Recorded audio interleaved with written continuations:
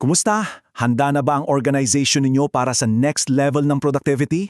Kasi sa digital workplace natin ngayon, binabago talaga ng artificial intelligence kung paano tayo nagtatrabaho.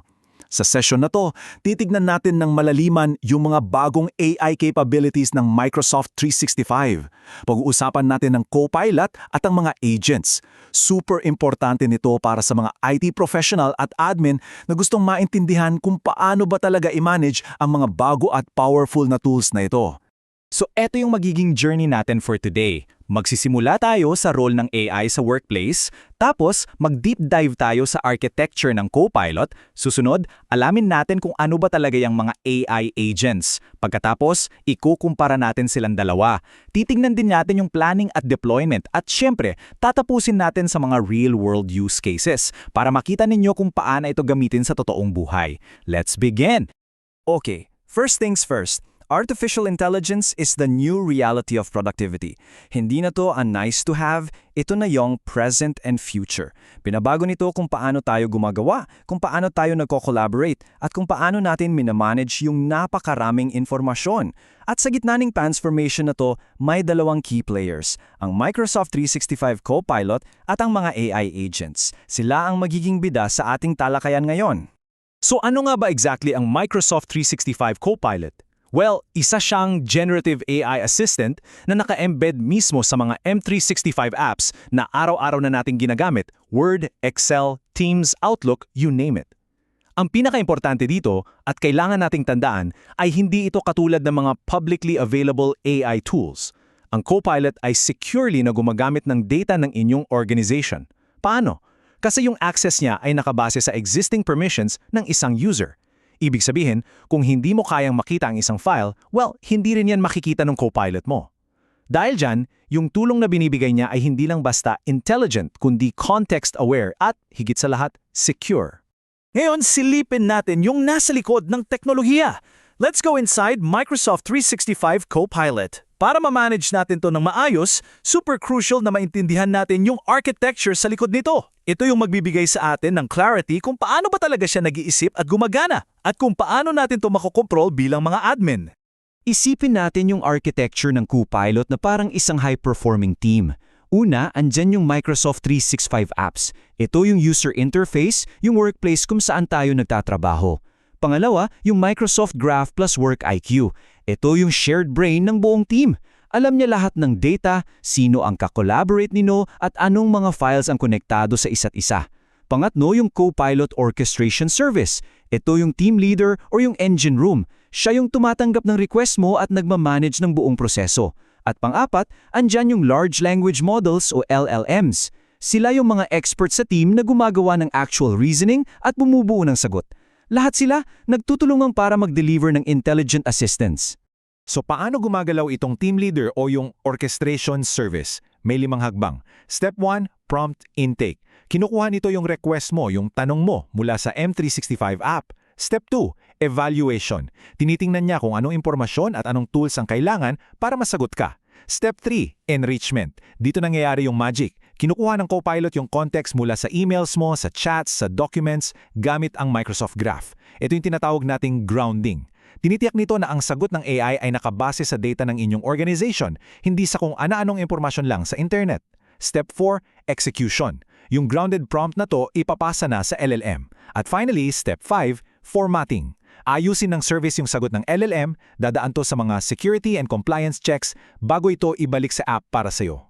Sa para i-summarize, sa bawat interaction mo sa Copilot, 3 yung main stages. Nagsisimula lahat sa user prompt, yung utos o tanong mo. Tapos, yung pinaka-importante at pinaka-powerful na step, grounding. Ito yung malaking-malaking pagkakaiba ng M365 Copilot sa ibang AIs. Tinitiyang ang grounding na yung sagot ay hindi lang basta galing sa LLM. Mayaman ito sa context na galing mismo sa data ninyo. Ito rin yung pumipigil sa AI na mag-hallucinate o mag-imbento. And finally, response generation, kung saan binuo na yung sagot para sa'yo. At tandaan, sa buong proseso, yung data mo ay nananatiling secure at encrypted within your M365 tenant. Okay, tapos na tayo sa Copilot. Let's move on to the next evolution of AI assistants, ang mga agents. Ngayon, kung ang Copilot ay isang general-purpose assistant, isipin ninyo ang mga agents bilang inyong mga specialized digital coworkers. Pwede silang gumawa ng tasks kasama ninyo or pwede rin silang gumalaw ng mag-isa, on their own. So ano ba talaga ang isang agent? Well, isa itong intelligent software tool sa Microsoft 365 na kayang mag-automate ng tasks, sumagot ng mga tanong at magbigay ng personalized recommendations. Ang pinakamalaking pagkakaiba nila sa Copilot ay ang specialization. Pwedeng i-tailor or i-customize ang isang agent para magkaroon ng very particular expertise. For example, pwede kang gumawa ng agent na sinanay lang sa lahat ng HR policies ng kumpanya nyo o isang agent na expert sa pag-analyze ng sales data na galing sa inyong CRM system. Focused siya. At may 4 na pangunahing uri ng agents na dapat nating malaman. Una, yung mga pre-built agents. Ready to use na to, galing sa Microsoft or sa mga partners. Halimbawa, yung researcher or yung writing coach. Pangalawa, ready-made SharePoint site agents. Ito, isipin nyo, kung may SharePoint site kayo para sa isang project, automatic, yung agent na yon ay magiging expert sa lahat ng content sa site na yon. Pangatlo, yung agents for everyday business users. Ito yung mga simple no-code agents na pwedeng gawin ng kahit sino for their own personal assistants. At panghuli, yung advanced agents. Ito yung mga highly customized na kailangang buuin ng mga developers para sa mga mas komplikadong workflows. Ngayon, ikumpara natin yung dalawang custom-built agents. Yung agents for everyday business users, ang creator niyan ay mga non-technical users. Ang tools na ginagamit ay simple lang, tulad ng SharePoint tool or a light version of Copilot Studio. At ang maganda dito, no programming required. Ang focus nito ay personalized assistance. Sa kabilang banda, ang advanced agents ay ginagawa ng mga developers. Ang tools nila ay yung full version of Copilot Studio at Visual Studio Code. Kailangan dito ng programming expertise. At ang features nito mas powerful. May full generative AI, custom connectors to other systems, at central admin controls. Okay, so ngayon pagkumparahin na natin ng diretso ang Copilot at agents. Ang goal dito ay tulungan tayong mga administrator na pumili, choosing the right tool for the job. Ito yung magiging guide natin para malaman kung ano ba ang mas angkop for a specific business need or situation. Pagdating sa interaction at operation, malaki ang pagkakaiba nila. Yung Microsoft 365 Copilot, yung user interaction dyan ay direct, real-time at conversational. Palagi siyang andyan sa loob ng apps mo, handang sumagot. Yung agents naman, pwedeng tumakbo automatically, pwedeng scheduled, pwedeng na-trigger ng isang event at nagtatrabaho sila sa background. Sa kung paano sila gumagana, ang Copilot ay very tightly integrated sa Microsoft AI models at graph. Ang agents naman, isipin mo sila bilang mga mini application na ikaw ang gumagawa at nagmamanage. Highly customizable sila at pwedeng kumonekta sa iba't ibang systems. Dito na tayo sa pinaka-critical na parte para sa mga IT admin, governance, control at security. Pagdating sa data access, yung Copilot ay sumusunod lang sa individual users' permissions. Simple lang. Pero yung agents, madalas silang gumagamit ng service accounts na may mas malawak na data access. So kailangan ng extra careful na security. Sa customization, ang Copilot ay configurable sa organization level, habang ang agents ay fully customizable at sumusunod sa isang software development cycle. At sa security, ang Copilot ay may built-in Microsoft Security. Ang agents naman, since sila ay custom-built, kailangan ng maingat na credential security at active monitoring. Ito yung pagkakaiba ng may susi sa isang kwarto lang versus may hawak na master key sa buong building.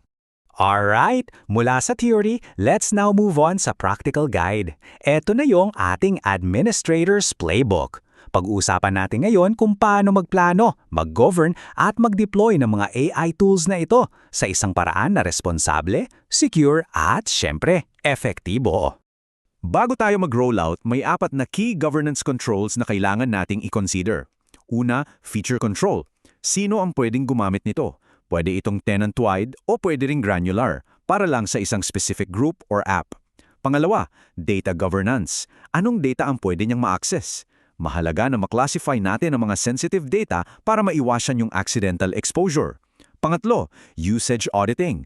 Paano po natin malalaman kung paano ito ginagamit? Kailangan nating i-monitor ang logs. At pang-4, governance committee. Sino ang magdedesisyon sa mga rules? Importante na mag-establish ng isang cross-departmental group na kasama ang IT, legal at business para sila yung gumawa ng mga desisyon. Para sa isang smooth at successful na rollout, may 3 best practices. Step 1. Run pilot deployments. Huwag biglain lahat. Subukan muna sa maliit na grupo. Step 2.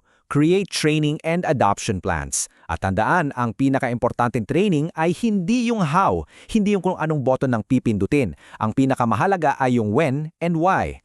Kailan at bakit dapat gamitin ang AI para mas maging strategic ang trabaho. It's a mindset shift. At step 3, establish feedback loops. Gumawa ng paraan para makapagbigay ng feedback ang mga users para malaman natin kung ano yung gumagana at kung ano yung kailangang i-improve.